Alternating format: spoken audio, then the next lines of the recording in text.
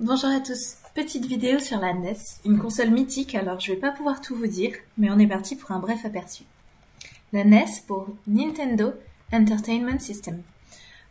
En 1981, Masayuki Uemura et son équipe doivent produire une console la moins chère possible qui puisse fonctionner avec différentes cartouches de jeu. Alors forcément, les composantes ne seront pas dernier cri, mais lorsqu'en 1983, on la commercialise pour la première fois au Japon, c'est un énorme succès. Je vous rappelle que c'est aussi la période de la crise du jeu vidéo, et avec une console peu chère, elle arrive vraiment à se démarquer et à sortir son épingle du jeu. On la connaît sous le nom de Famicom pour Family Computer.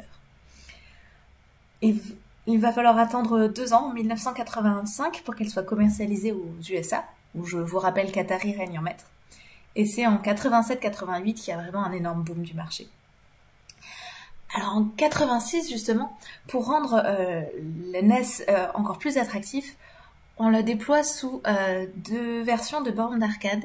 Et là c'est une idée de génie, on a Play Choice 10 qui permet de tester 10 jeux qui sont différents en fonction des bornes, donc pour donner envie aux joueurs d'acheter du coup plus de jeux.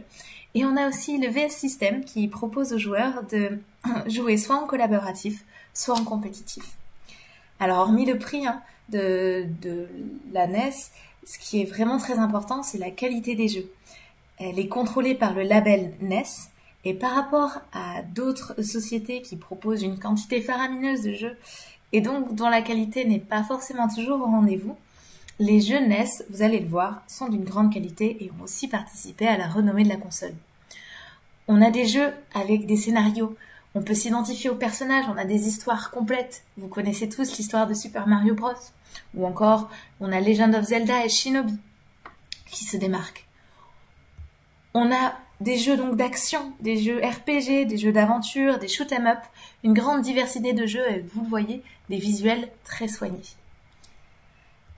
Alors pour conclure, cette console, c'est la console peut-être des joueurs des années 80-90, avec sa manette qui est considérée comme la manette de référence d'ailleurs, et ses jeux comme Super Mario Bros et Legend of Zelda, encore exploités 30 ans après. Je vous remercie, à bientôt.